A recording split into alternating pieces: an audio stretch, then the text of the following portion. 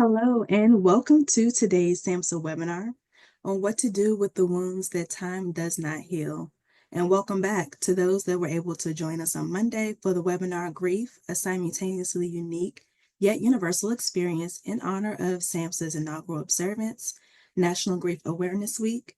My name is Jocelyn Sutts Allen, and I'm one of your co-hosts for the session today. We're so glad you've chosen to spend this time with us as we explore a topic that touches many lives in different ways. Just a few housekeeping items. This is a 90-minute session.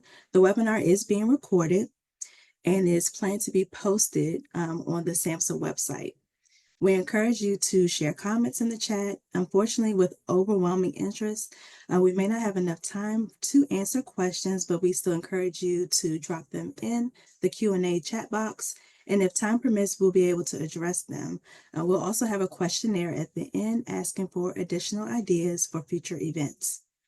We acknowledge that grief is an emotional experience and topic, so please step away at any moment that you feel the need to do so. Your well-being is of the utmost importance. Disclaimer: the views expressed in written webinar materials or publications and/or spoken by speakers and/or moderator do not necessarily reflect the official policies or views of the United States Department of Health and Human Services, nor does the mention of trade names, commercial practices, or organizations imply endorsements by the U.S. government. Next slide, please. So we have here a few QR codes for coping with bereavement and the grief webpage on our SAMHSA website. We also have a blog, Shining a Light on Bereavement and Grief, SAMHSA Recognizing National Grief Awareness Week, as well as a social media toolkit. Next slide, please. Grief is a personal and complex experience.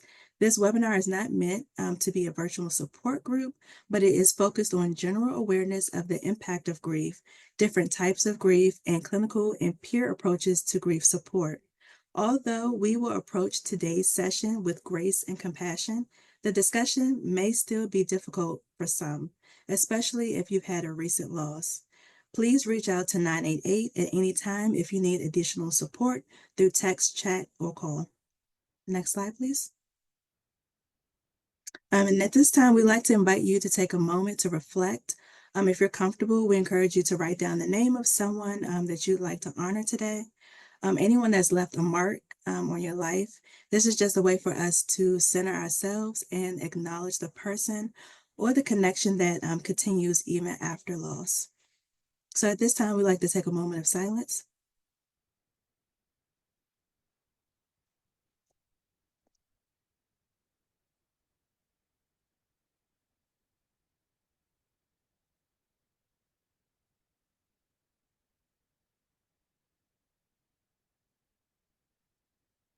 Thank you. Next slide, please. So now I have the pleasure of introducing our moderator today, Dr. Belina Shaw. Dr. Shaw is a senior medical advisor within Center for Mental Health Services here at SAMHSA. She's a triple board certified in the areas of child, adolescent, and adult psychiatry and addiction medicine, and is recognized as a fellow of both the American Psychiatric Association and the American Society of Addiction Medicine. She received her bachelor's degree in psychology from Yale University, doctorate of medicine from the University of Pittsburgh School of Medicine, and master's degree of public health from the Bloomberg Johns Hopkins School of Public Health, where she was a Bloomberg American Health Initiative Fellow in addiction and overdose focus area. She did her general adult and child adolescent psychiatry training at the University of Maryland Shepard Pratt Residency Training Program, and prior to working at SAMHSA, she served as the medical director of the Behavioral Health Division of Prince George's County Health Department. At SAMHSA, some of her areas of focus include serving as the liaison to the 988 and Behavioral Health Crisis Coordinating Office, providing leadership to the Interdepartmental Serious Mental Illness Coordinating Committee, ISMIC, as well as other topics. Notably, she is the anchor in SAMHSA that has helped move forward efforts in bereavement and grief. And so now I'll turn it over to you, Dr. Shaw. Thank you. Thank you so much, Jocelyn, and thank you for all of your hard work on this, as well as Olivia and the multiple other staff members that have supported us within SAMHSA and across the government. I would like to say that although one might consider me an anchor, that all of you guys, including these panelists that you'll be meeting today, and some of the panelists that you might have met on the prior webinar, are really the motor, are really the drive and the impetus of this, and that no one person can do any of this work alone. I just, also as I reflect on all of the random schools and things that I've gone to, that with all of that, I must say, I did not receive much professional training about bereavement and grief. I can just provide a story that, as a clinician, I was doing home-based treatment as a child and adolescent psychiatrist, and I knew something had happened in a child's life, but I couldn't really identify it, and knew that his behaviors were different, and really just had met him and couldn't understand it. And then I went to the home and I looked on the coffee table and I saw an obituary. And it happened to be the month of the time that he had entered into care with me. And it taught me several things. Number one, to ask about a loss specifically, or and understanding this, but also just a reminder of how little we know, and just to be a humble detective about others, the lives of others, as we are encountering individuals that we might serve or just encounter in our everyday life, and know that they may need some additional help. So I just want to say that I'm thankful to all of you guys for joining us to continue to learn and grow in a topic that we're all learning and growing in, as well. Next slide. So, SAMHSA, you're on this webinar, so you probably know who we are, but our mission is to lead public health and service delivery efforts that promote mental health, prevent substance misuse, and provide treatments and supports to foster recovery while ensuring equitable access and better outcomes. And I read this mission because although many might know SAMHSA in a space that is focused, say, on people who have severe mental illness and the mental health side of the work that we do, that as at this agency, mental health promotion and prevention are on the mental health side of things, are also part of our mission. And I believe that this webinar and the work that we're doing here is a significant part of this. And although this webinar is about what to do with the wounds that time does not heal, it's focused on grief that is unresolved or extraordinarily difficult, that or is not able to be, someone's not able to live with it in a healthy way. Unresolved is a tricky way to put that, but I do just say that we don't want to say that through this webinar that that people don't heal and learn to live with loss in a healthy way, and that the first webinar was focused on just the universal responses, and that we see the breadth of this work from supporting people through bereavement and grief who may not need additional help other than the way that they are able to grieve within their own community, in addition to people who need additional help. We want to make sure that we're serving everyone in what we do. Next slide. And so we are very excited that this is our official first observance of National Grief Awareness Week, because it does align with our mission. And we've been involved in multiple activities and efforts around bereavement and grief at the federal government.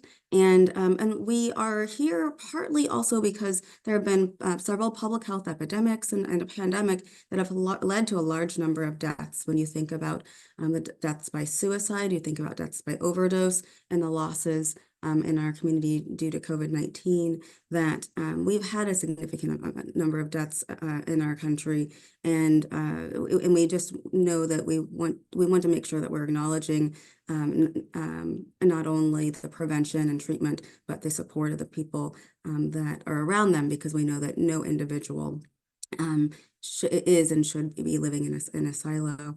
And then we also just are very thankful to be raising awareness about a topic in a novel way for us at SAMHSA. Next slide, please.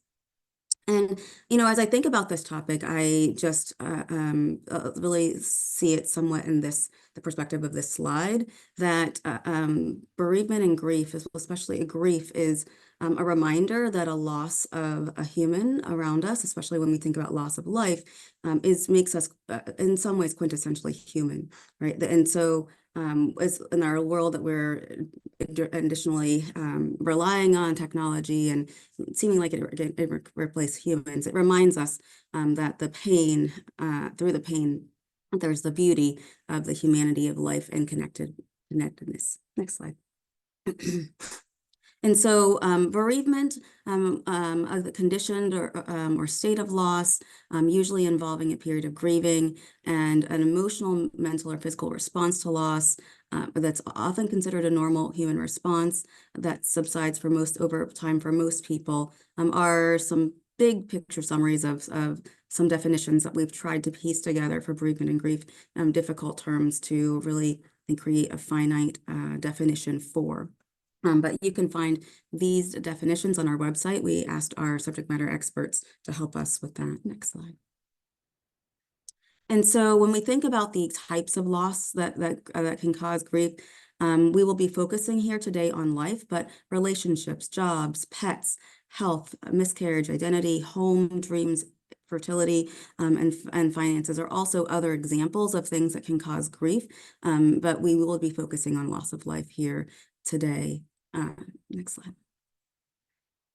And when we think about the types of grief, there are many between ambiguous grief, anticipatory grief, traumatic grief, complicated grief, abbreviated, delayed, cumulative, disenfranchised, prolonged grief, as you'll hear more about, all of which are possible different types of grief. And we just want to acknowledge that we are not talking about specifically at least one construct. And we'll talk a little bit about those today. Some of those. Next slide. Interconnectedness is why this is also important, and we are excited to also be connecting to you guys today as well, so that you can continue to spread the message, and we can continue to learn and grow about how we can help support others through SAMHSA. Next slide.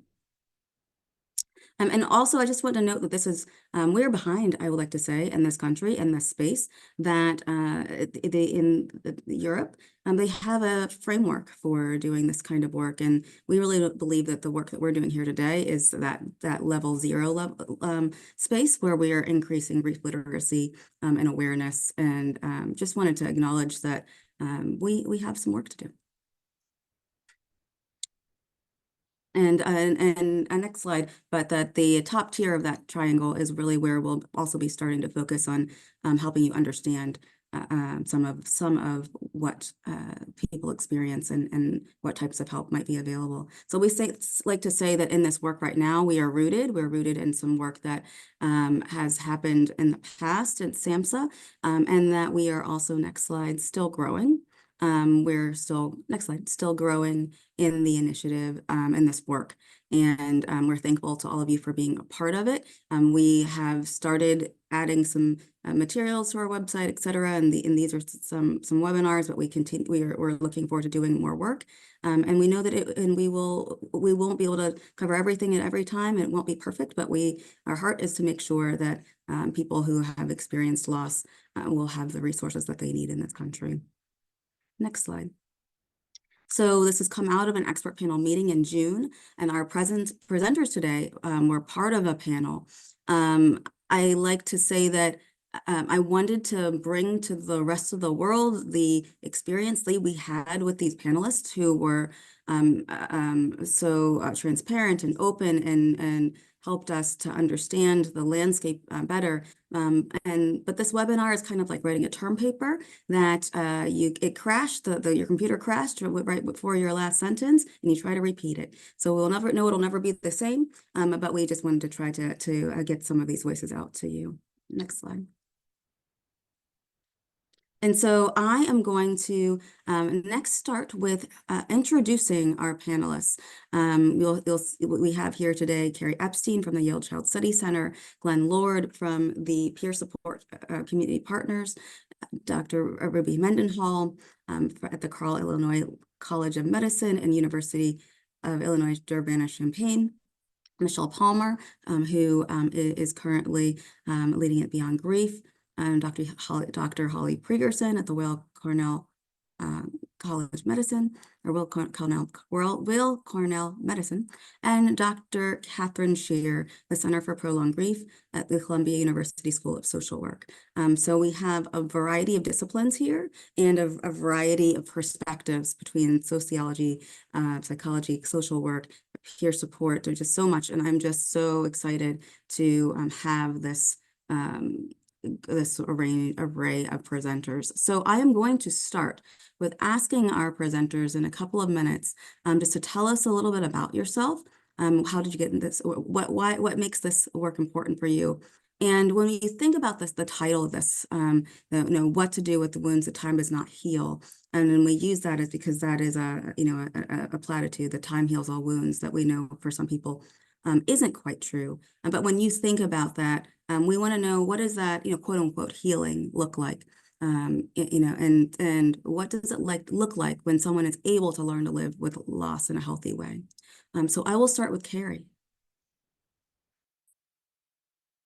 Thank you so much, Dr. Shaw, and welcome everyone. And hello also to my esteemed colleagues and fellow panelists. I'm Carrie Epstein. I'm the co-director of the Yale Center for Traumatic Stress and Recovery and assistant clinical professor of social work at the Child Study Center at the Yale School of Medicine. I've been working in the field of child trauma, child traumatic grief, and disaster response for almost 35 years now, providing therapy, clinical supervision, as well as providing training and consultation, both nationally and internationally, on delivering effective responses or after mass casualty events, and also delivering effective trauma-focused mental health therapies for children and families impacted by trauma and traumatic grief. I'm also a member and principal investigator of the National Child Traumatic Stress Network, or the NCTSN, since its inception in 2001, and I should acknowledge our wonderful funder, SAMHSA. And I've also served as the co-chair for the NCTSN's Child Traumatic Grief Traumatic Separation Committee for the past 15 years. I'm also one of the co-developers of an evidence-based trauma-focused mental health therapy called the Child and Family Traumatic Stress Intervention, or CFTSI, which is a 5 to 8 session brief therapy designed for implementation right after a recent traumatic event that reduces children's trauma symptoms and reduces and interrupts PTSD and related disorders from developing. And I think what I can say what brought me to this work and keeps me going in this work is meeting with families, having my own experiences, and also meeting with families who've been impacted by such difficult experiences, and seeing that we can help and can make a difference in terms of helping people move toward healing after very difficult, even traumatic experiences of loss. And if I think about the question, what does it look like when someone's able to learn to live with loss in a healthy way? I'd say that, when someone learns to live with loss in a healthy way after experiencing a traumatic death, one can remember their loved one without being overwhelmed by intense or debilitating emotions. They gradually regain a sense of safety and trust, allowing themselves to re-engage with daily life and relationships and future goals. And perhaps they develop constructive coping strategies, finding ways to express and manage their emotions while integrating the loss into their personal narrative. I think I'd say that ultimately, it's about building resilience, accepting the reality of the loss while also maintaining a meaningful connection to their loved one's memory in a way that really promotes personal growth and healing. Thank you, Carrie. Thank you. And I'm definitely just also excited to hear about your child-specific focus a little bit as well. Glenn. Thank you very much. My name is Glenn Lord. I am one of the co-founders and co-directors at Peer Support Community Partners. And what Peer Support Community Partners does is we focus on building peer grief support systems. And our largest project is SADOD, or Support After a Death by Overdose, which is where we focus on peer grief support throughout the state of Massachusetts. But I think what's really important to understand about me and my journey is I never set out to do this work. My life was changed in 1999 when my son Noah died from complications of a tonsillectomy. And that was really when I first decided that there was something about peer grief support. And I started to see how my personal experiences of connection, of finding people who were authentic, of really being able to understand that there was support and not support in terms of just general life support was really built into the peer grief support model. And so this got me started working in peer grief support, and I've been working in it now for about 20 years in a variety of different ways, including being one of the past presidents of the National Board of Directors of the Compassionate Friends. So I've done a variety of different pieces. Most recently, we've really focused a lot on what makes peer grief support work. And at Peer Grief Support Partners, we did develop what we call the River Peer Grief Support Model, and we'll talk a little bit about how that relates to your experience as a peer grief and in peer grief later on. But that being said, I think when you talk about what does it mean to have, to learn to live with loss in a healthy way, I think a word that was said was healing. And healing is an active thing. It means it's continuing. It's a lifelong journey. Because I think that in order to learn to live with loss in a healthy way means incorporating it into your life and recognizing that your life is not less because of the loss, but it is more in whatever way that is. And that can be recognizing that the joy and the pain, they dance together and they coexist. And what becomes more prominent though is the positive memories. What you remember first is that they lived, not that they died. And what you start to incorporate in is how all of these pieces form a new you, and let that new you be someone who is able to find purpose and find meaning. And often that can be with helping others, because helping others can allow yourself to help. But I think that it isn't something that we say, what does it, loss in a healthy way? I think it is incorporating into a lifelong process and recognizing that there's nothing more natural in life than grief. It is part of being human. And so thank you. Thank you. That healing, I love that ing does make that significant difference, and that there's an ongoing process as part of our natural growth. And I will also say that I think all of us on this call, and all of us, and as many of you have put in names in the chat, I think this is a reminder of why we're here, is that part of the reason why we're here is also to learn and grow and help others, many of us, based on the memory and a positive memory and drive because of a loss. So thank you so much for that. Ruby. Hi, everybody. Thank you for inviting me to participate in this important topic about bereavement and grief. And I am a professor in sociology, African American studies, and also associate dean at the College of Medicine and associate director at the Cancer Center. So I really am interested in optimizing health and wellness and what that looks like.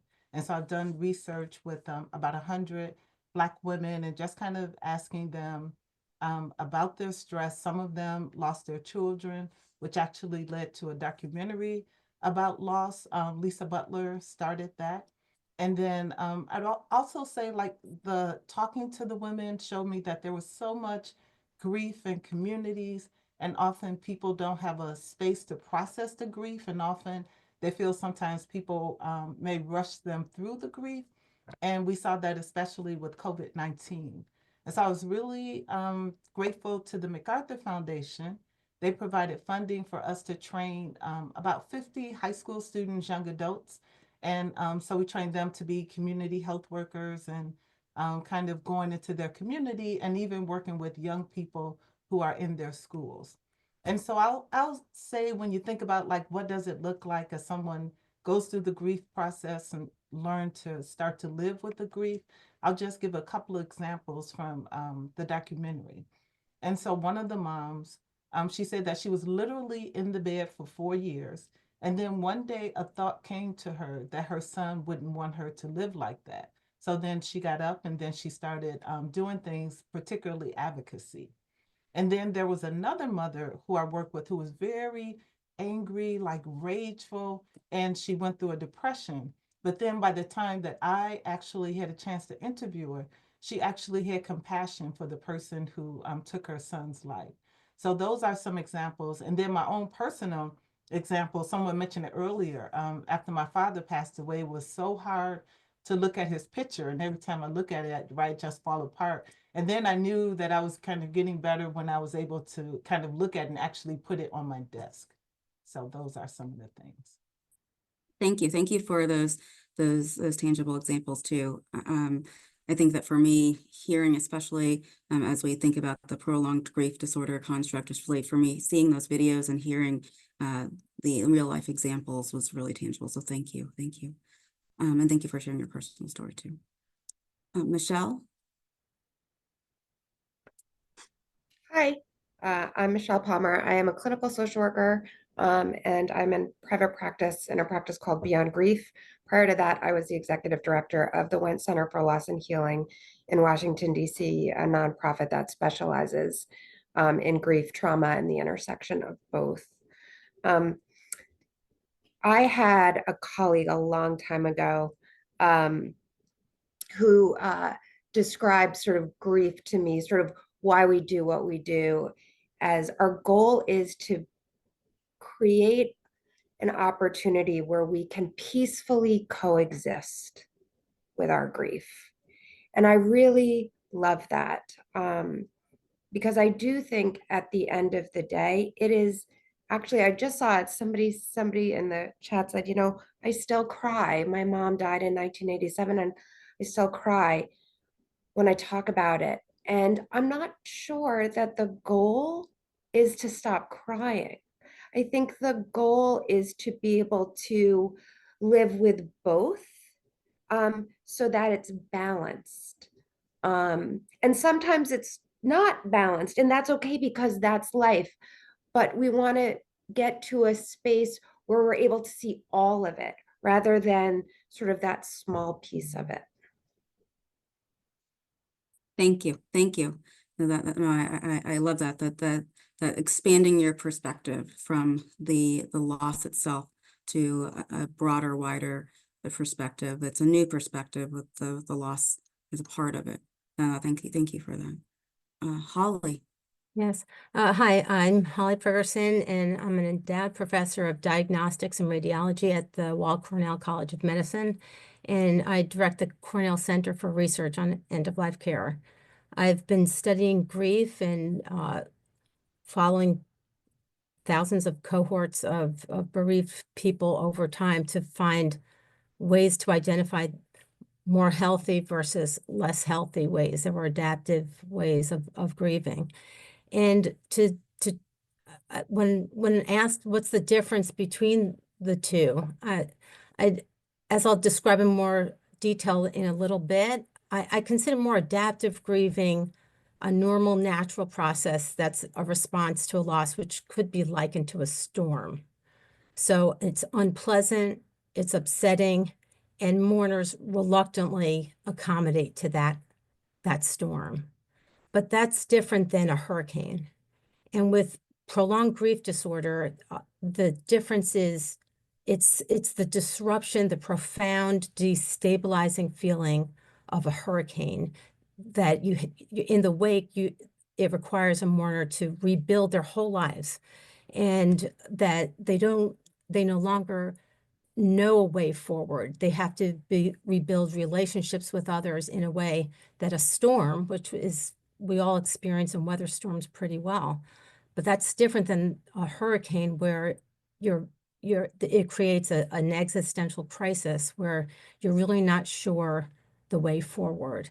And so I'm a researcher, I'm not a clinician, and I try to study these patterns to try to identify what are the things that lead a person who's lost somebody very close to them to take one path versus the other. So, thank you. Thank you. Thank you for that analogy. I think that is definitely a great way to think about that storm versus the hurricane, being able to put on a raincoat and be able to go on versus knowing that you're going to have to, that your raincoat's lost. Rebuild your house. Right? Yep, exactly. Rebuilding your house, and you have your raincoat's gone in the wind. So thank you so much for that analogy. And Dr. Shirkat. Yeah, I am Kathy Shear. I'm a professor of psychiatry and getting over laryngitis. So excuse me if I'm not speaking so well today, but professor of psychiatry and social work at Columbia University and founding director of the Center for Prolonged Grief. I'm a clinical researcher. I've been a clinical researcher my entire career, which I won't tell you how long that is, but it's a long time.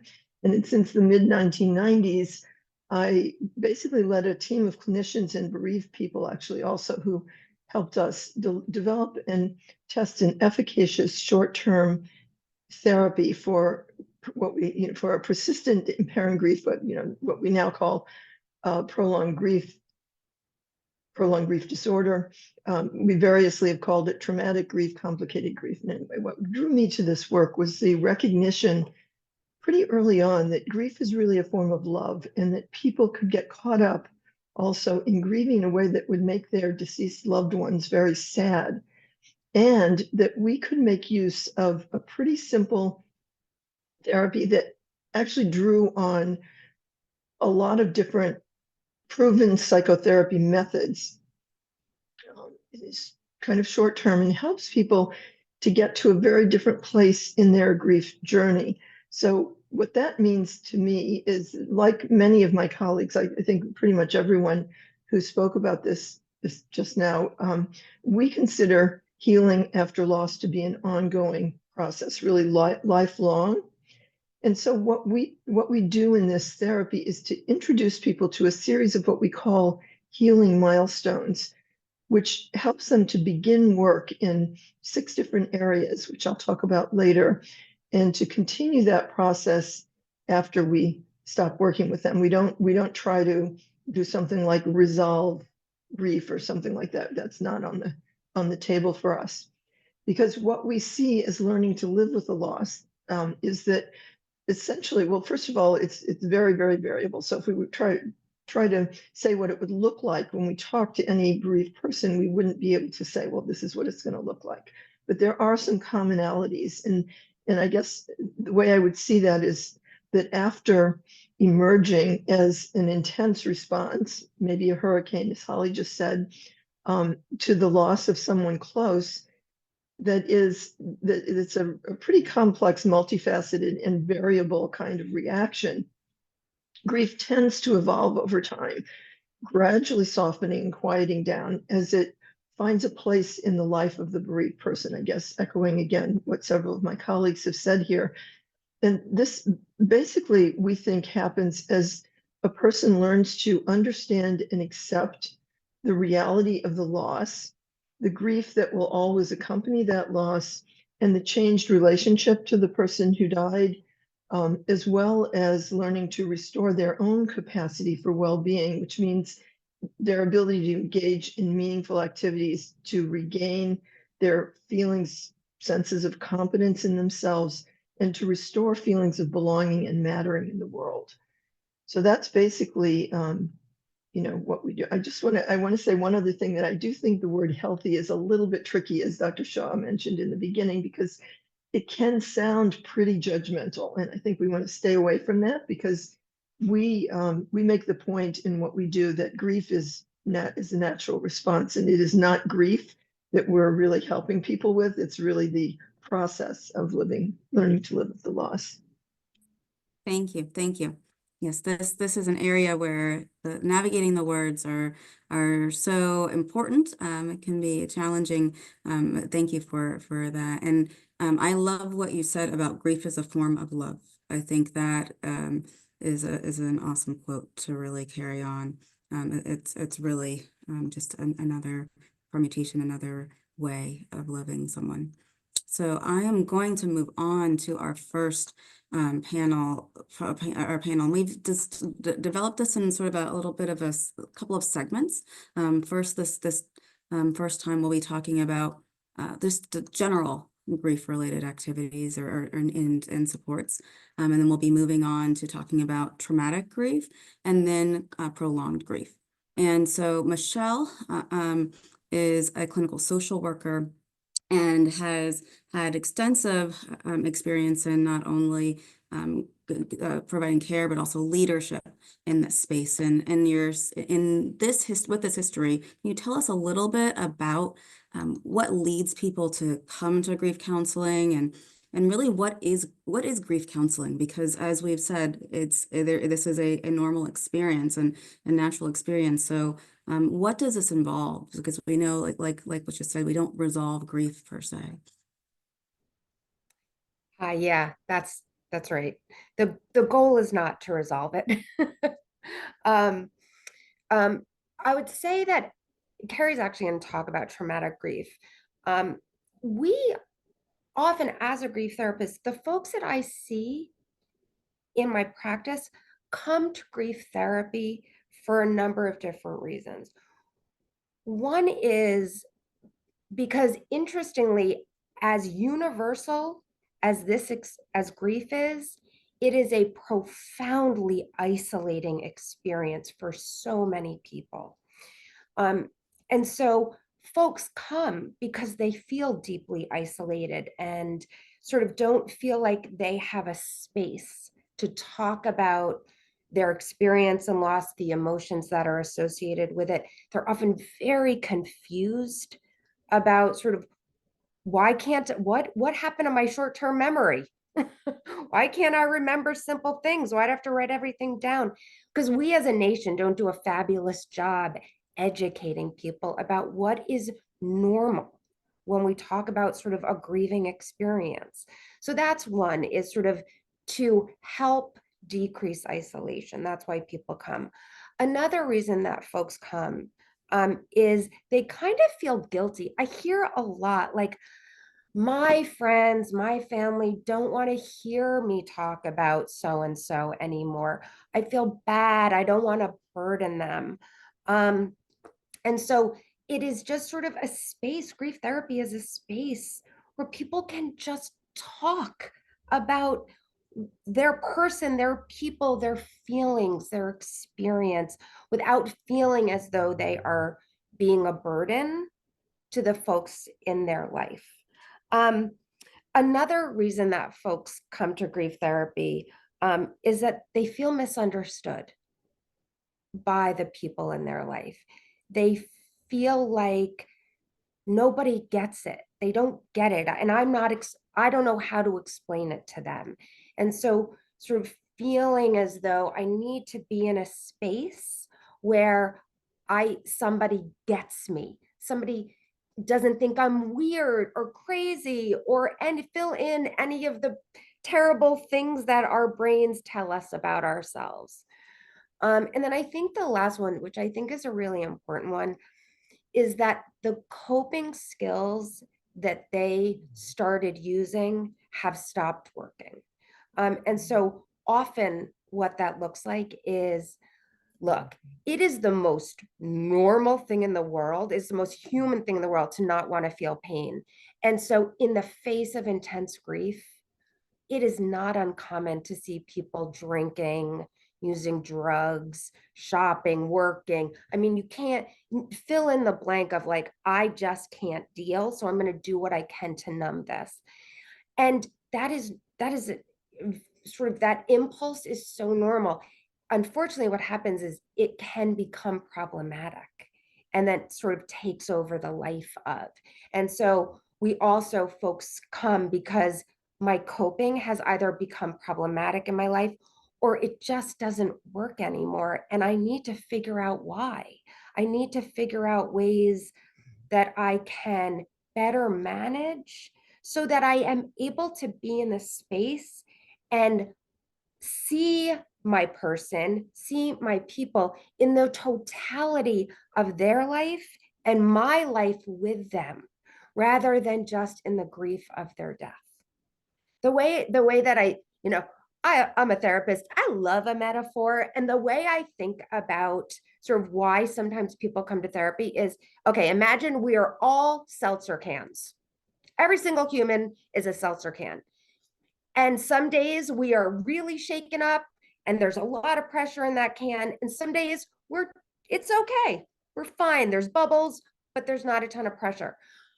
what happens in a grief experience is that can is shaken beyond capacity. And unless we have strategies that help us open that can slowly, we start spraying that seltzer everywhere on people we don't mean to. Like, maybe I didn't like your tone, so I meant to get you a little bit wet, but I got you drenched with my seltzer. And now I feel terrible. I feel terrible about myself. I feel totally overwhelmed with my response. I've got all of this negative conversation about what is happening with me. I feel so out of control. And so, grief therapy, most therapy generally, actually, is really about what are the levers? What are the strategies that we figure out first to recognize that our can is shaken, and then to have strategies to slowly open that so we alleviate some of that pressure. And, we're just getting our neighbor a little bit wet because they parked in our space. Thank you, thank you. No, and I think that that really helps to understand really what is the point at which somebody is thinking about needing some additional support. And I think that one thing that you really mentioned there is that someone gets me. And I think that especially in a time of loss or a time of navigating that period, that having someone to get me can be so important. And that's why I think that grief peer support can be so important too, as well. And so Glenn, really, can you tell us a little bit about grief peer support, and how does this fit into the greater landscape, and what opportunities have you seen, and why do you think, what benefits do you see? Well, peer grief support is all over everywhere. I mean, I think it's one of the things sometimes we think about peer grief support only in its formal sense. And there are peer grief support like groups online, in person, some are faith-based, some are not. They are all over the place. And there are peer grief support groups are a very, very important part. But really, peer support is as simple as one person who has a common experience connecting with another person who has a common experience. And oftentimes, this peer support can happen in a one-on-one environment. It can happen in a group environment. It can happen in large group environments. It could happen at a grief conference. It can also happen in ways that people not necessarily using words. It could happen at a grief yoga is a thing. It can happen and through shared experiences with music. It can happen in meditation or mindfulness. There are so many different ways that peer grief support can happen. And I think really when we talk about what is it that there's the great value of peer grief support is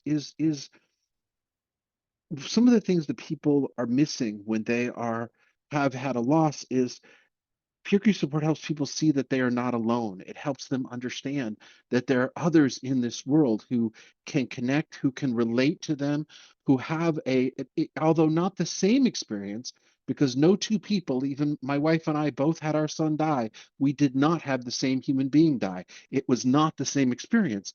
Yet, if someone has that common experience that they're able to connect with, they can know that they're not alone.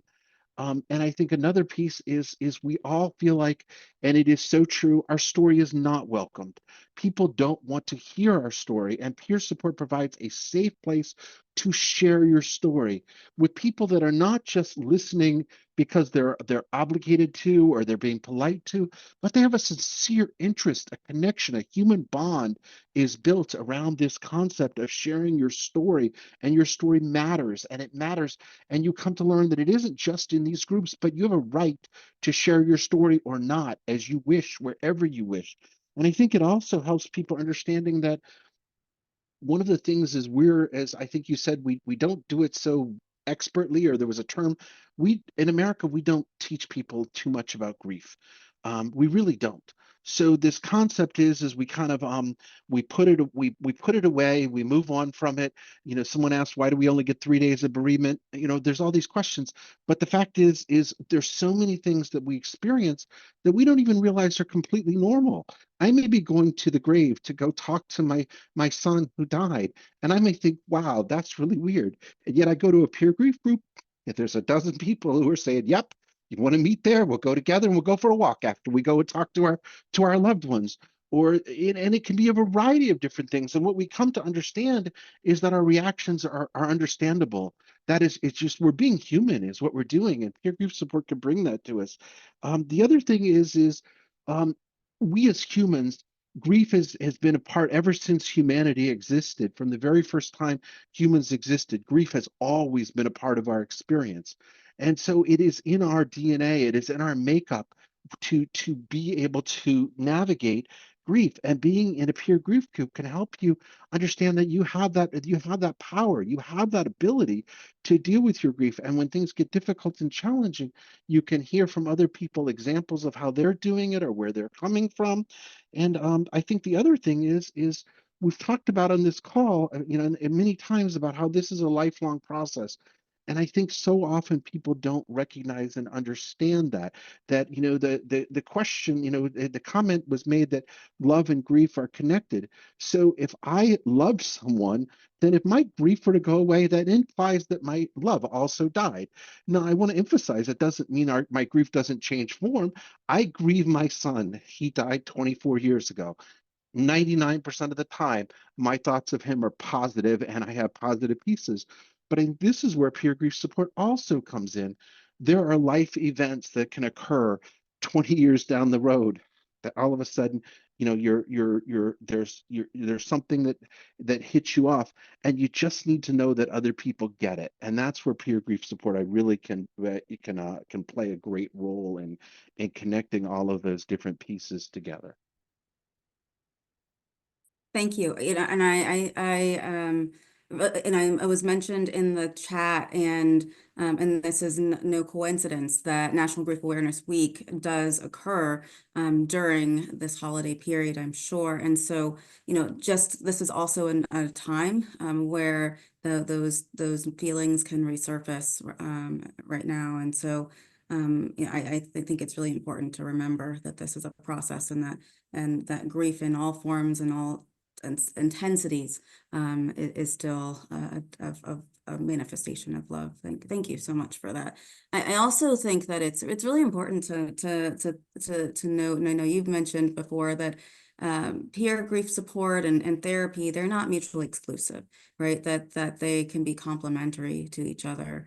And do you just want to mention for a minute how you see that happening? Absolutely. I think sometimes there's being deeply involved in kind of the practice and propagation of peer grief support. Sometimes there's this stress between therapy and peer grief support, and they aren't mutually exclusive. In fact, for many people, the right answer is both. And they both play a very, very different role in terms of what it is that's happening and where it is that's going. And I think that is true in all aspects. We're going to talk later about prolonged grief. And peer grief plays a major role in that part of the world too, because all of these things of being around these connections with other human being is part of being human. And I think that some of the differences is that when you're talking in a peer grief group, the peer grief group is not trying to fix you per se. And I don't mean therapy is trying to fix you, but therapy has a destination. That therapy says, I'm going to try to help you go from this place to this place in some way. Peer grief support does not. Peer grief support is simply, I am going to walk beside you. My role is not to fix you. My role is not to change you. My role is to be with you along that journey. And in that, sometimes people need help figuring out how to work through some of those pieces. And that's where a therapy can really play a role of saying, okay, I don't have the right answer, but how do you tie that together and work together? And I think it's important to recognize there's a great value for both. And I think it's a matter of what is right for you. And, one of the questions people ask me sometimes is, when do I get peer support or when do I get grief support? And I think the answer is when it's right for you. And don't let go find, what is right for you. There are so many different resources out there. And I think if we normalized it, and I think sometimes we take and we assume that because someone needs help with all of this, that it makes someone less than. And that's not true. Recognizing that you need the help and support for this, whether it be with a therapist or with a peer or the combination of both, is really the strength and is really part of that healing journey that we talked about earlier. Thank you. Thank you. Yeah, I love that example of that walking beside and not necessarily having an explicit end point or end direction, but just that presence is so important in the peer support journey. So thank you so much for that. Next, we're going to go on to talking about traumatic grief, and we are going to start with Carrie Epstein, who is an expert in child traumatic grief. And just you introduced traumatic grief a little bit in the beginning earlier. And how does traumatic grief impact children specifically differently? And how do you approach it? How do you support the children as well? Absolutely. And it's just such a privilege to follow up after some of my colleagues. And so in terms of traumatic grief, just to sort of help us have a window in what we mean by traumatic grief, sort of imagine sort of a bright, curious young child navigating the world, and then everything seems okay, until suddenly it's not. The world shifts, a loved one is lost, and in that instant, everything changes. Imagine a young child who just lost a parent or a sibling. For some children, this loss becomes, not a moment of grief or sadness only, but a wound that really refuses to heal. And this is what we refer to as child traumatic grief. I think it was referred to before as like a storm, that it's a type of grief that's not just only about sadness, but it can be a tangled web of trauma, of confusion, of emotional overwhelm. And it can really affect children in deeply profound ways. So traumatic grief is a specific type of grief that really occurs when a child loses a loved one under traumatic circumstances. And that could be a whole host of things, but it could be an unexpected death or through violence or after a prolonged illness. And what sets it apart from what we might then from grief that is not so traumatic is that, again, the child isn't just grieving the loss, they're also dealing with the trauma surrounding the death itself, the shock, the fear, the confusion, and sometimes even guilt related to the traumatic nature of the death.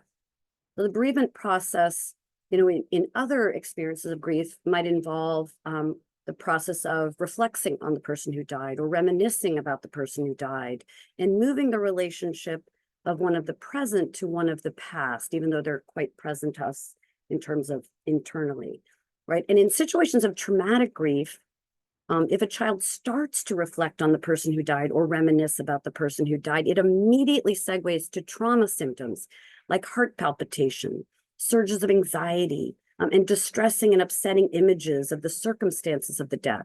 And this can completely derail the bereavement process. So the traumatic aspects of the death and the trauma symptoms can actually cause children to get stuck, unable to move forward in their grief and making it difficult for them to move forward with their healing.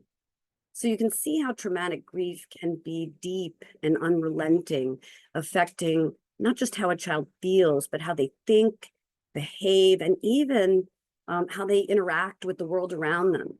And this means that the healing and grief process may be far more complex. So traumatic grief impacts children in many different ways. I think it's crucial to understand just how it impacts them, especially because children's emotional and cognitive development is still unfolding. And I'd say that one of the most significant effects that can interfere with a child's ability to process and accept the loss is just that. Children who experience traumatic grief are at risk for potentially developing post-traumatic stress symptoms like intrusive thoughts and memories about the death, nightmares or flashbacks. They can experience intense feelings of helplessness, guilt, wondering if they could have done something to prevent the loss.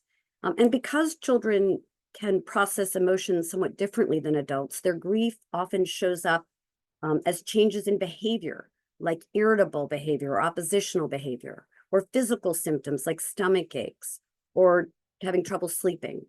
And because children's emotional and cognitive development is still unfolding, their understanding of grief and loss is incomplete. So a young child may not fully grasp the permanence of the death, and may keep asking, when is their loved one coming back?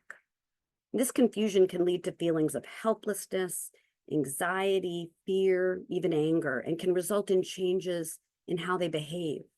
They may withdraw, they may act out, or they might show signs of regression, clinging to caregivers, or even reverting to behaviors from earlier life stages like bedwetting. And then there are older children and adolescents who may show more outward symptoms of distress, exhibiting more intense reactions like anger or withdrawal from contact with others or depression. They may avoid talking about their loved one. They may avoid any reminders of their loved one altogether. And then adolescents in particular may turn to risky behaviors like substance use or self-harming behaviors as a way of coping. And the traumatic nature of the loss can also lead children to blame themselves for the death, feel guilty, wondering if it was something they did or something that they didn't do that might have caused it.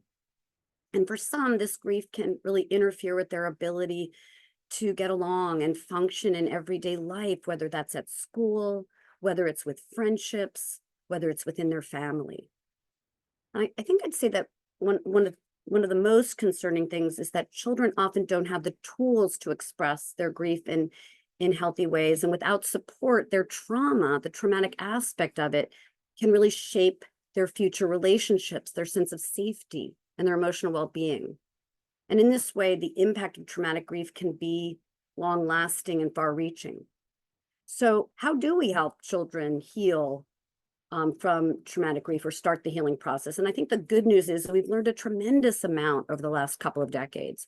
We've learned that the most effective therapies can be ones that address both the grief and the trauma to promote healthy coping and healing. The child trauma field has developed evidence-based therapies to help children heal from child traumatic grief, such as trauma-focused cognitive behavioral therapy, TFCBT, the Child and Family Traumatic Stress Intervention, CFTSI. And these approaches are designed to help children process their trauma and grief in a structured, supportive way, with the aim of turning the volume down on their trauma symptoms and then helping them integrate the loss into their lives. Children learn to recognize the trauma symptoms they're having and learn effective coping strategies to put the brakes on or turn the volume down on overwhelming feelings and symptoms, to build emotional resilience, which allows them to begin to reintegrate into their usual activities like school and friendships. And these approaches really also include cognitive restructuring, where children are taught how to challenge some of the negative, inaccurate, maybe unhelpful thoughts they may be having, like feeling guilty or feeling responsible for the death, and reframing these thoughts to allow them to realize that they're not to blame and that their feelings are understandable. And for many children, traumatic grief is overwhelming because they don't know how to express it. And this process can really help them start to make sense of their experience and feelings. But I think that probably one of the most important aspects of these approaches is the involvement of parents and caregivers. The therapy doesn't just focus on the child. It also helps parents and caregivers learn how to provide emotional support, maintain predictable daily routines, and model healthy grieving. And this ensures that the child's healing process is supported, not just in therapy, but also in their everyday environment. But I think I would say that traumatic grief, it can be a complex and deeply painful experience that can leave long-lasting pain and scars. I think with the right approach, children can begin the process of healing, and through trauma-focused therapies in partnership with others, including peer support, children can work through their grief and trauma, build their emotional resilience, and re-engage with the world around them and process the loss, I think, in a healthy way. And so with the support of caregivers, peer counselors, therapists, communities, through understanding and compassion, we can really support children in navigating traumatic grief and find their way toward healing. Thank you. Thank you, Carrie. And when we think about grief and some of the coping that had been mentioned, or what does the living with loss look like, that many people said, thinking about the person in a positive way. But when you think about child traumatic grief, that thinking about that person can lead to trauma symptoms and can really get in the way of being able to make their way in that process and that healing journey. So thank you so much for that. I also mentioned that Sesame Workshop was on the prior webinar, and that their grief resources, not specific to child traumatic grief, but also specific to young children, are very helpful. And so Sesame Street's also addressed the topic of trauma in just a beautiful, knowledgeable way. So just a thank you. shout out to Sesame Street. So yeah, they have a wealth of resources on multiple topics, and you can look at the combination. And one thing you mentioned as well is that peer support can be part of this journey. And I love that Ruby has developed this training and helped to empower young people to support each other, as well as doing some other work. And so as a sociologist, you've told us a little bit about this work, and how has it shaped your perspective on how people heal when they experience traumatic grief? And what do you think, from your perspective, are some of the helpful factors that can facilitate healing? Yes, thank you. And it's okay if I read the poem that I... Sure. Yes. The other on this title we did not mention before, but also during the subject matter expert panel, we had connected, I think, and bonded as a group, and all of a sudden, Ruby asked, "May I read a poem?" And I said, "Well, sure." And so I think it was just a great telling experience of how connected people we were in that room. But then also, had been mentioned that it's a form of healing, that art can be an expression of healing as well. So I really would love for you to share the poem that you shared with us. Thank you so much. And I want to thank the Urbana Poet Laureate Program, right, for selecting me as the Poet Laureate. And in the documentary that we did about mothers and families who lost their children to gun violence, it's called What's Left Behind, co-directed by Lisa Butler, Janice Collins. And part of the poem came because as I was reviewing the film and listening to the stories, I was so overwhelmed and I wanted to step away. I wanted to put it down, but I hit a deadline. And so a healing way for me was to kind of write it out, right? Like I love poetry and that's what I do. So I'm thankful for the moms for sharing their stories. And this poem is called Came Back and No Coming Back. It's one of 3 of the poems that I read in the documentary. And it says, "You fought for this life, going and returning until there was no coming back. I lost you and me at that same moment. I cannot imagine that I am here and you are there. How do I find you? I have searched everywhere. Where is my baby? A life gone too soon. My eyes are closed and I grit my teeth. I called for you underneath that sheet. My breath is half of what it used to be. Death has snatched my love, leaving me empty." And so even now as I read it, right, I kind of go back to the moment. So thank you for that. And I'll talk about a little bit about 3 ways that I'm trying to be in this space of healing. One is this program, Taking Grief by the Hand, where we literally, it's Shonda Somerville's idea. She's at the Champaign County for Mental Health and Developmental Disabilities. And there was this idea of, and it was during COVID, of offering just kind of places where people could come online and just kind of talk about their loved ones. So it was a 4-week session. We started with kind of asking everybody, what's a song that helps you kind of cope, that helps you move on? And then we gave that playlist to the group, right? So almost like this community healing. And then we also gave away treasure boxes at the end of each session where we had wellness tools, candles, teas, dark chocolate, like what we knew that fostered health and wellness, we did that. And then we also, as someone said before, we gave them a space to talk about their loved one, right? As long as they wanted to talk, whatever they wanted to say about it, because often that they felt like that they didn't, and that people were supportive and people loved them, but it's just what they felt, it wasn't enough space to talk about the pain and the hurt like they wanted to for as long as they wanted to. And then we covered estate planning. And so I love that analogy of the storm and the hurricane. That is like crystal clear. And so you can almost think about the estate planning as helping to build a shelter, right, for your loved ones when the hurricane comes. And then the last part was celebrating and remembering their life through cultural and spiritual rituals, because as humans, right, we've developed rituals over time to help ease the pain, to show the love, to be there, and again to heal in community. And then I'll kind of talk about the other one, right? The documentary, and kind of listening to the mothers. And when we talk about a language in this country around grief, I think there's one that needs to be had around the physical pain of grief, and which I didn't realize how intense it was or it could be until they talked about it. So this is a quote from one of the mothers. She said, "I could actually feel the pain inside of my stomach. It's a feeling like being pregnant again. You know, your baby moves inside your stomach and then the labor. It was just real, real painful. It literally felt like a piece of me just died." And then another person talked about feeling like their stomach was ripped out.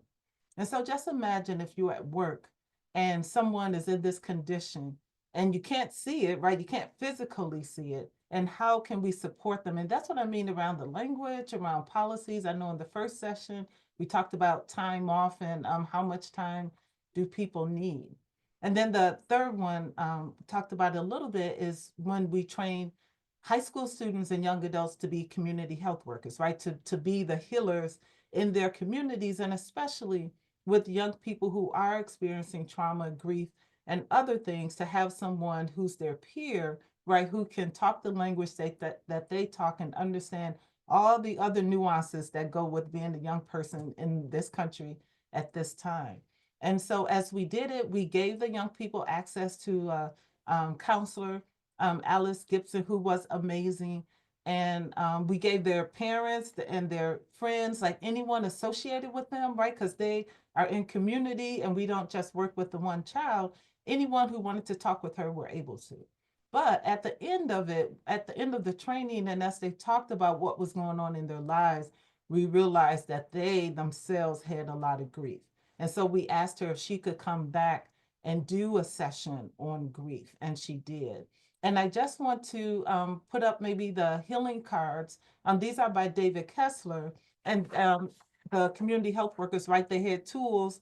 Again, we mentioned tools to help people cope. And so these were just some cards for themselves, but also for others, right? Not even death can end our love.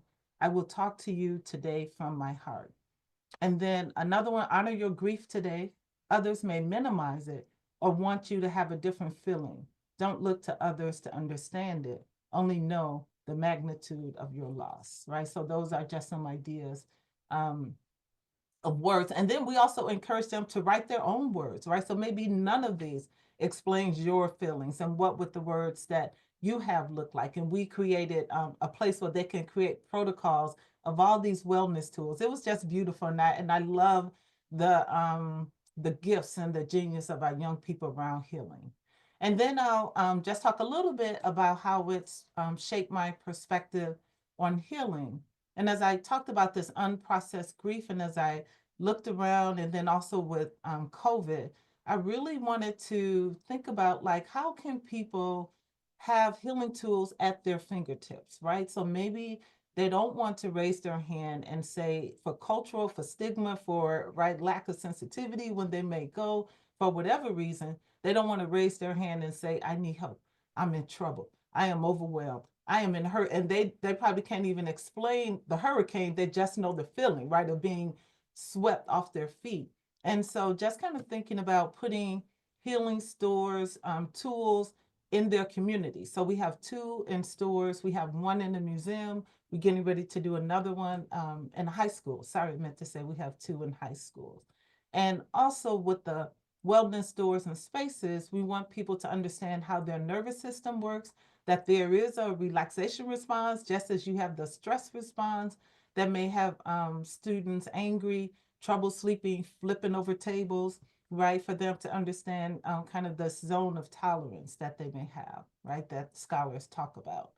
And then the last thing that I'll talk about is what do we think is helpful factors in the healing process. And I'll take just 2 examples. Support is really important. During our Taking Grief by the Hand session, one of the participants, who actually was my aunt, she talked about the loss of losing her baby many years ago, and how one time her husband said to her, I noticed that you don't pray anymore, right? Like you used to pray all the time. And she was like, I'm angry with God and I'm not praying anymore. And he got down on his knees and he said, here, come here, I'll pray with you. And so her husband saw her pain. He had his own pain, but then he was able to serve as that bridge to her coping mechanism, her spirituality. So that's one, support and seeing people. And then another one is really kind of showing up for the families. In the documentary, the moms talked about how so many people came out for their child's funeral. So one of them said that I saw him in a certain way. This is a quote. So we got there and it was a mob scene. It made me embarrassed that I didn't know my son like that. And it made me proud that he was that man. And then another person said, the police asked, who was being buried? Because there was so many people there. Another mother said her son had over 1,500 people who attended the service. And then another one said, I didn't know the impact of my children or my son, that it was that much. And then the last one I'll talk about is one mother, she was feeling really bad, was holding her head down. Someone talked about kind of guilt and grief and all that wrapped up. And her aunt came to her and was like, no, look at all these people here. You did something right. So know what the holding your head down. And then just a few, when we asked people what helped them, they talked about bubble baths, they talked about reading, doing a girls' night out, researching their family history. One of them slept in their parents' room, right? Kind of feeling closer. Talked about support group and therapy as helpful. Playing random games like solitaire, game Drop 7. They felt that was helpful. And then someone also talked about having grief role models. So in addition to language, we also need role models, right? And they talked about books or blogs that help them to relate to how people were dealing with their pain. And something we're trying to do with our community health worker program is to create films where we specifically talk about these processes. We talk about what helps and how we can help each other heal collectively. So thank you. Thank you. Thank you. I thank you for the poem. Thank you also for just thinking about these tangible ways that that communities can join together in the healing process, because we know that we've talked about the individual support from peer support to clinical support, but also this community-based support in schools and just neighborhoods and everyone coming together in a different way, and the impact on health and healing in the context of a loss of life. We have about 15 minutes left, 14 minutes, but we still have plenty of time to talk about prolonged grief disorder with Holly Prayerson and Kathy Shear. And I know that prolonged grief disorder has been a controversial disorder, and just anything that could be seen as pathologizing grief or saying that it's a medical construct can be it's controversial. And so can you tell us a little bit about how this came to be, just as describing the prolonged grief disorder, called, say, PGD, and how is it different, and what makes it unique, what misconceptions are around it, And how did you get here? Like I know you're a professor of diagnostics. How did we get here to actually say that this is a concrete and distinct condition? Holly? Uh-oh. Where's Holly? Hi. Okay. Okay. So I don't want to get too bogged down in like diagnostics and symptoms and statistics. So I think it's probably more helpful to understand the bigger picture and the bigger distinctions and why there was a need for coming up with this new disorder. And so I like the difference between typical grief and prolonged grief disorder, PGD, as the distinction between a storm and a hurricane. So typical grief is like a storm and undeniably upsetting and disruptive, and requires, you to put on a coat. It's ugly. It's not what you would wish. But PGD is qualitatively and quantitatively a different experience, like a hurricane. It profoundly impacts those left in its wake. So when someone who meets criteria, they feel like they don't know what the world is like anymore. They question who they are, where they fit in, how they're going to make their way without the deceased loved one. And so in PGD, the death of the loved one creates this sort of like an existential crisis. And it necessitates a need to rebuild a sense of self and relationships to others, both close and distant. Some symptoms, PGD symptoms, include intense yearning for the deceased person and a profound sense of isolation, which several of the other panelists talked about, but also this feeling of abandonment and despair. And with PGD, a mourner feels that life without this deceased person is unrecognizable. They don't really understand how they're going to make their way forward. And the world's a threatening place and devoid of meaning, purpose, joy, and love.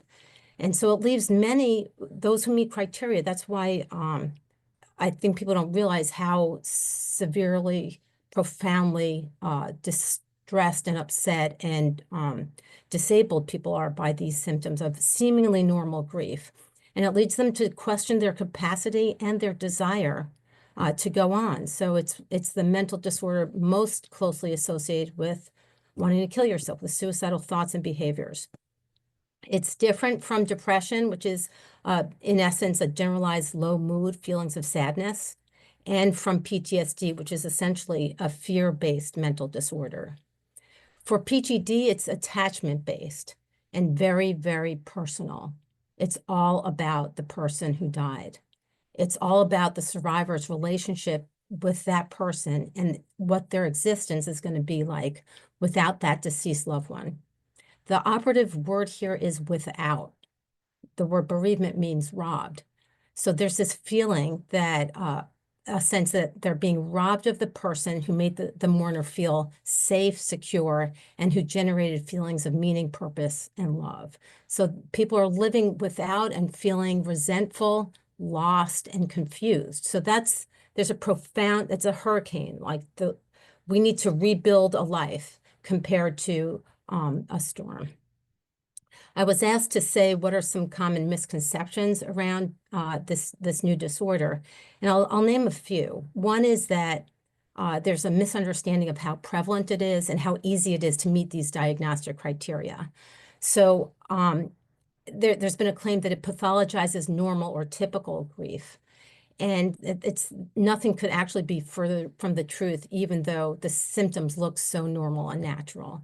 So only 3% of those who survive the death of a significant other meet criteria for prolonged grief disorder. It's a rare event, and that's compared to the 97% with typical grief who weather the storm without severe disruption or need to feel that they have to totally rebuild their lives. Another misconception is that those who meet criteria for PGD don't want treatment and don't want help, that they'll be fine.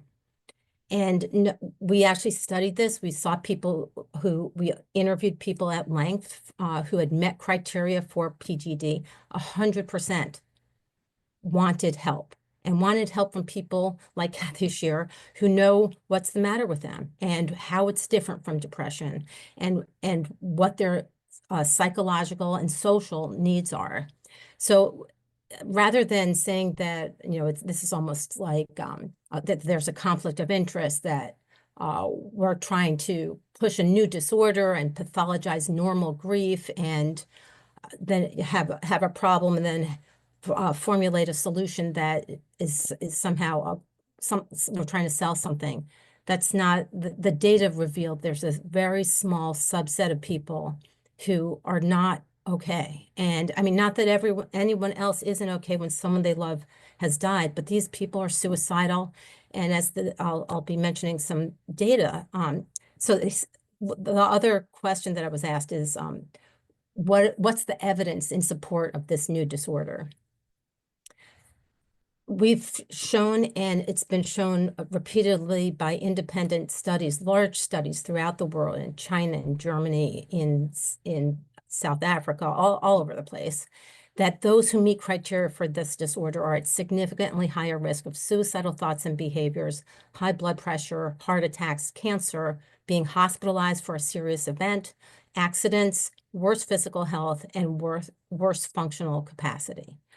So it's not that it's not significantly associated with distress and disability and functional impairment.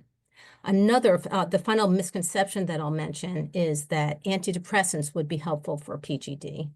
And that's how I initially got into this line of research, was we were seeing that antidepressants, tricyclic antidepressants and interpersonal psychotherapy were not helpful to resolve these symptoms of PGD.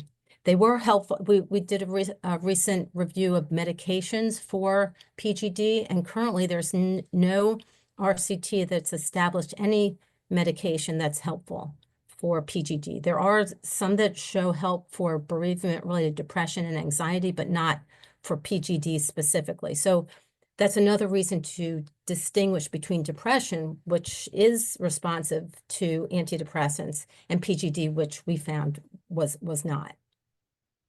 The final point that I was asked about was a broad overview of the breadth of research. So as just one example, I looked up in PubMed recently to see how many articles since 2022, so it's 2024 now, have been published in peer-reviewed medical journals on the topic of prolonged grief disorder, the new name. And there have been over 800 articles on PGD in the less than 2 years. Over 10 systematic reviews, countless scientific studies published in top-tier medical journals like New England Journal, JAMA, and The Lancet. The data supporting the DSM-5-TR's inclusion of PGD were reviewed by very well-established scientists and physician scientists and clinicians, and deemed conclusive by several expert rigorous panels. And this was the same was true also for the ICD. So it's a little frustrating when people say there isn't ample evidence, that it's overdiagnosed, that there's a conflict of interest. I want people to appreciate just how rigorous and extensive the data are to point to a very small minority of people need professional help. I think I'll end it there. No, thank you so much, because I know it's been controversial, continues to be in many ways, but when you think about all of those elements of disability, possible mortality, when you think about someone dying from and has this condition, and we don't want to dismiss that. And Kathy Shearer is an expert in its treatment. It's an expert in and especially in this diagnosis. So how does one go about getting diagnosed, and what are the effective treatments that can you tell us a little bit about that? I know that that's a specialty of yours. Yes, and I want to say one more thing. You also asked me to consider anything I wanted to add to what Holly just said. And one of the misconceptions that I think is very important is that that if it was in the New York Times actually that wrote a kind of a, I don't know, a pretty misconception article right after the criteria were published, but that diagnosing PGD was for the purpose of increasing the use of medications for people who were grieving. And actually, it's exactly the opposite, because as Holly pointed out, antidepressant medications are not useful in grief. There's no evidence that there is useful in grief so far, at least if a person doesn't actually meet full criteria for major depression. That's a sort of different story, but most people do not. But people who are experiencing prolonged grief almost always are diagnosed with depression. If they're not recognized as having prolonged grief, they're diagnosed with depression and treated with antidepressants, many of them. So it's kind of the opposite. So how do we treat them? I guess that's what you really want. And how are they diagnosed? I guess the other thing I kind of have to say is that that we do. I like the idea of the hurricane versus the storm also. However, the data actually shows that prolonged grief disorder, what we now call prolonged grief disorder, which is the same thing as Carrie described as traumatic grief in children. It does occur in adults, and it's called prolonged grief disorder. And we've also called it complicated grief, but there's evidence that these symptoms are on a continuum with normal grief or with any other kind of grief. And so it's really, and none of the symptoms are qualitatively different from what anyone experiences during acute grief, during the early grief period, or what people could experience. What is different is the persistence, really, of this early kind of grief experience, the intensity, the duration of grief-related thoughts, feelings, and behaviors, and the degree to which that grief experience really commandeers a person's daily life, so that it's really kind of taken over. And so we think of this more as a problem of something interfering with the natural adaptive capacity of people. And what interferes, we think, are a series of what we call derailers, which are, again, very natural. Many of them are, pretty much all of them, like the unregulated trauma-like symptoms, again, that Carrie mentioned, or overregulated emotionality that is overregulated through, for example, imagining alternative scenarios, what we call counterfactual thinking, which occurs very often. Excessive avoidance of reminders of the loss that activate the intense emotions, intense grief.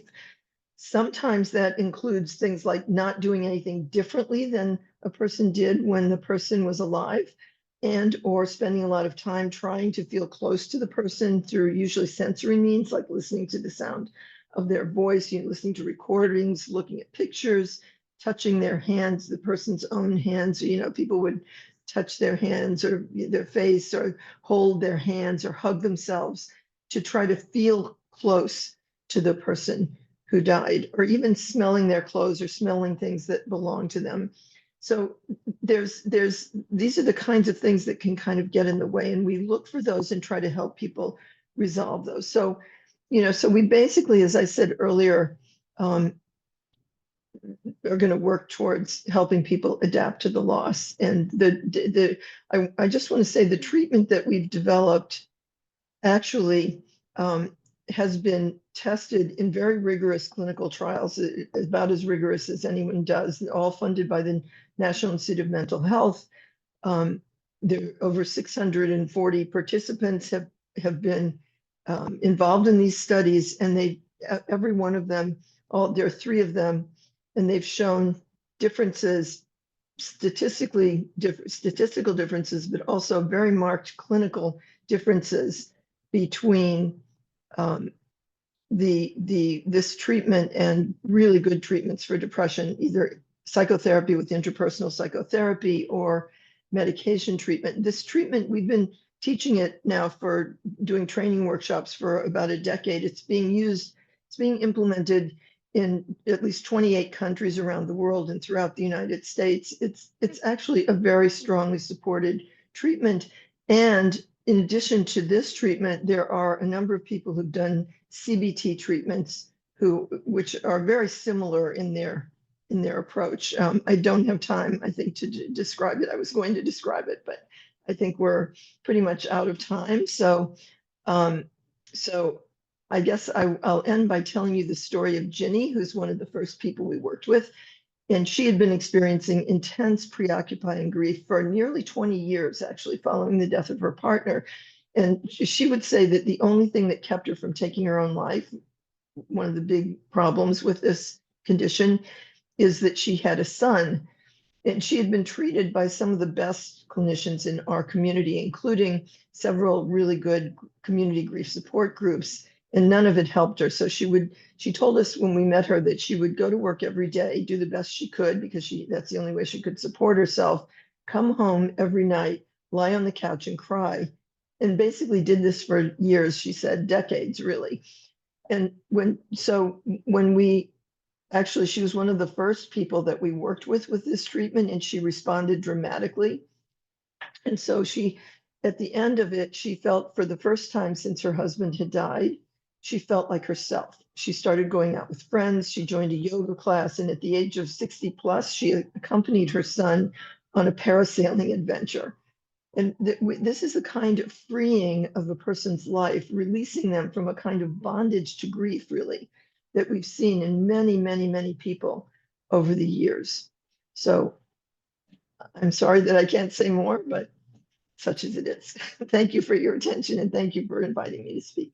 And sorry that we're short on time. I know from the last webinar, actually, there was a significant focus from the participants and a lot of clinicians from our feedback who truly wanted to hear more about treatment and how to be better treaters.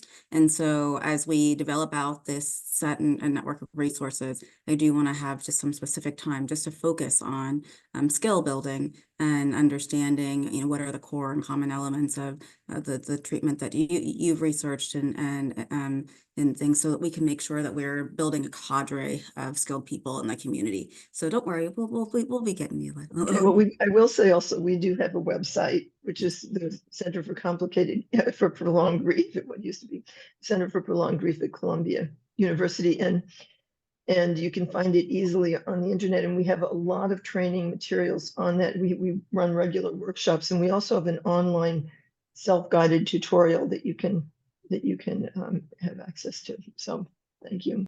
Thank you. Yes, we are definitely about making sure we're sharing those resources, and we'll continue to make sure that we get those out. And I'm so sorry we ran out of time. This is I always overpack things. But we can bring up the last couple of slides, and we don't have much more to share. But I just wanted to thank everyone who is a part of the panel, the first subject matter expert panel, including all of these panelists. If we could do a virtual thank you again for all of the panelists. Next slide. Next slide. And we do have a QR code. I know that in the past this was mentioned. I just mentioned in our last webinar that there was a significant interest in learning more. So we have a QR code through this Mentimeter, or we can click and you can give us information for feedback about how we can continue this work, because I know that this is truly, I think, a start on especially prolonged grief disorder, which was formally introduced into the DSM 2 years ago. We do want to make sure that we're equipping clinicians as they go, and also everybody else who needs to know. So thank you, and thank you again for your time. I think that is all we have for today, and thank you all for joining us on our inaugural observance of National Grief Awareness Week. Have a good Friday, everyone.